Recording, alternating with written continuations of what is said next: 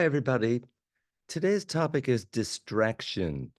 If I have no goal and I'm out for a stroll, that actually rhymed, then nothing is a distraction because everything is just an attraction.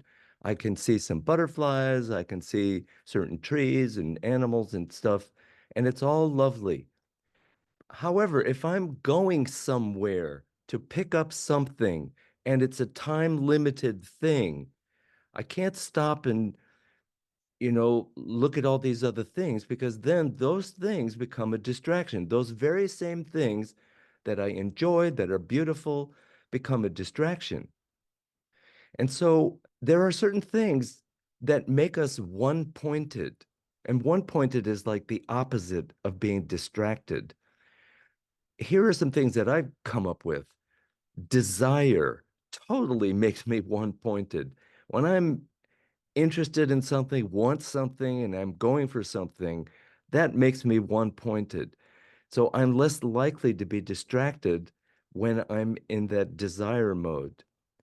When I'm thirsty, when I'm hungry, when I'm afraid, these are things that make me one-pointed.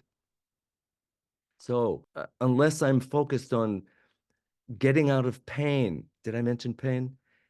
Uh, Unless I'm focused on getting out of pain, getting away from what I'm afraid of, then everything is a distraction. But those states make me less prone to be distracted. And so I'm postulating, and I don't think this is so far-fetched, that distraction is really something that we humans use in order to not feel those things, to not feel a desire that's unrequited, to not feel a thirst that can't be quenched, to not feel a hunger that can't be satiated, to not feel a fear when there is no escape. These are the things that make us seek out distraction. I recently hurt my foot and it was really intense. I was taking pain medicine. I don't like doing that. But I tell you, I was watching TV. I was happy to be distracted. And the good news is, in one way, that distractions actually work. It just works. And here's the positive principle that goes along with that. When a kid falls down and scrapes her knee, she goes to mom or dad crying. And then mom or dad will love on them and kiss the boo-boo. And that gentle kiss actually distracts and redirects the pain response or how the pain is experienced. So distractions actually work to keep us from discomfort and pain. So there's an upside to it. But what if life actually does have a goal? And I'm going to say it in a weird sounding way. What if God realization is the goal? And that makes everything else but effort in that direction a distraction. And there are people, and I've been there. I know what that's like. I still get there sometimes where life is just one distraction after another because I'm letting myself drift and away from what's essential and what's important and actually what's real, the true goal of my human existence in the moment, the focus and what's in the moment. And I just want to give one really cool example. I saw this video. It was about people who do extreme sports. And there's this one guy, his extreme sport, are you ready for this? Was climbing frozen waterfalls.